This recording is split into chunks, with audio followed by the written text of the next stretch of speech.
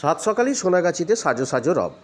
কলকাতা পুলিশের তৎপরতা সহ মন্ত্রী শশী পাজার ঝটিকা সফর। সোনাগাছিতে আলাদাই একটা উন্মাদনা। রাজ্যের সর্বত্রই এসআইআরের কাজ প্রায় সমাপ্তের পথে, কিন্তু সোনাগাছিতে এখনও এসআইআরের কাজ শুরুই হয়নি। তিনটি সংগঠনের তরফ থেকে সিও দপ্তরে জানানোর পর অবশেষে আজ অর্থাৎ 9ই ডিসেম্বর সোনাগাছির 14টি বুথ নিয়ে ক্যাম্প হয়েছে। মূলত তিনটি ক্যাম্প বসেছিল এদিন। এসআইআরের কাজ সকাল 11টা থেকে বিকেল 4টে পর্যন্ত নির্বিঘ্নেই সুসম্পন্ন হয়েছে। ওই এলাকায় প্রায় 11,000-এর ওপর ভোটার আছে। আজ প্রায় 3 থেকে 4,000 এসআইআরের কাজ হয়েছে বলেই জানা গেছে।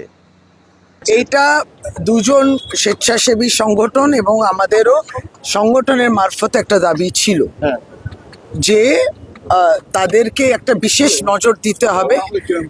আমাদের যারা রেড লাইট এরিয়াতে মহিলারা রয়েছেন তারা একটা বিশেষভাবে একটা প্রিভেসিও চাইছে, এবং দ্বিতীয়ত যেভাবে আতঙ্ক তৈরি করা আছে তাদের সমস্ত তথ্য মানে ওই 2002 ইত্যাদি পাবেন না।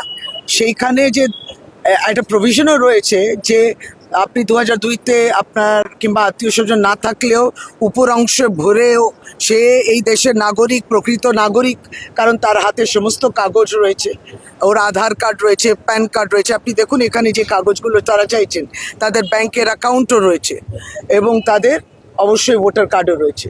কিন্তু যে আতঙ্ক তৈরি হয়েছে তার মধ্যে অবশ্যই তাদের আলাদা প্রশ্ন থাকে, এবং সেই প্রশ্নর আমার মনে হয় সে